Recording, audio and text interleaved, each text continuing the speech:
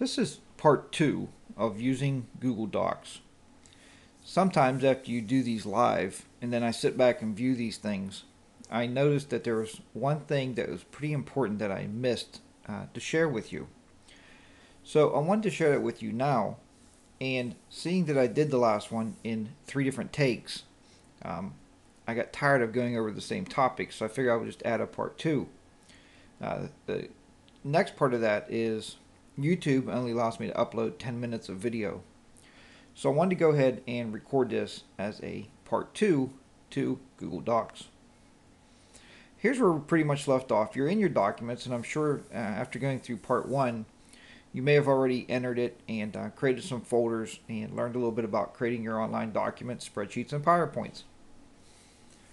Now, another nice feature about this is seeing that you may work in a school, and you do work in a school, and you may go from room to room because there might be somebody in your particular room giving a test, and you leave the room and you leave your thumb drive stuck in your computer. Or you may have to sit at a student computer and you find that you can't get to your U drive because you're on a different server. This is where Google Docs comes in very handy. And what I mean by that is you can upload your documents from either your U drive or your thumb drive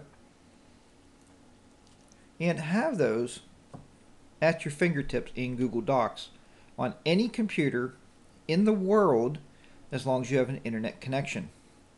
And now let me tell you, I've used this on a dial-up connection and it does work. You can use it on dial-up and you will be able to get in here. It is a little sluggish, but you can get in and work on your documents. All you would have to do is simply go up, click on upload. And when we click on upload, we can see that we can upload documents up to 500 kilobytes. It's a pretty good sized document. Either HTML files or plain text, Microsoft Word, rich text format, RTF, Open Document, which is OpenOffice, which you can find at openoffice.org. It's a free word processor office applications. Or StarOffice, which was created by Sun. They actually own StarOffice right now. Or you can upload your PowerPoint presentations up to 10 megabytes from your computer, 2 megabytes from the web, or 500 kilobytes via an email. And that's a PowerPoint or a PPS. Or your spreadsheets, either Excel or the Open Document format from OpenOffice, or a CSV type file. All you would do once you're in here is click on Browse. When you do that, you're browsing your local computer. So we're browsing our local computer, and I don't have my thumb drive in right now. So I'm just going to grab a text file. I believe there's one in here. Here's a README file, just a plain text. I'm going to hit open.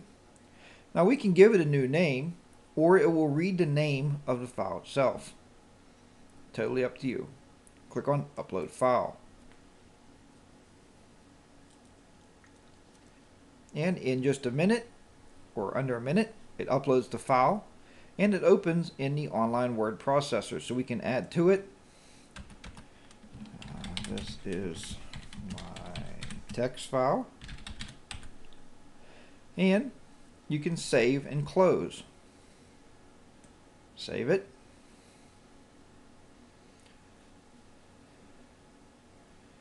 And we see now I'm on all items and it populates under today. This is today, this is earlier this year, and it shows you the dates when you actually uploaded them. Now if we want to, say that was one of your lesson plans and you wanted to put it online. And if you remember before in our tutorial we created a folder called My Plans. Check it, click on Move To, My Plans, and move to folder. So you can actually move that. And you can see here README has been added to My Plans. My Plans now has 3 items in it. And there we go. README file is now in there. Once again, you can collaborate on that as we talked about before with sharing. and you can send that out to anybody who you wish to have that. And you can rename it here just like we renamed these before.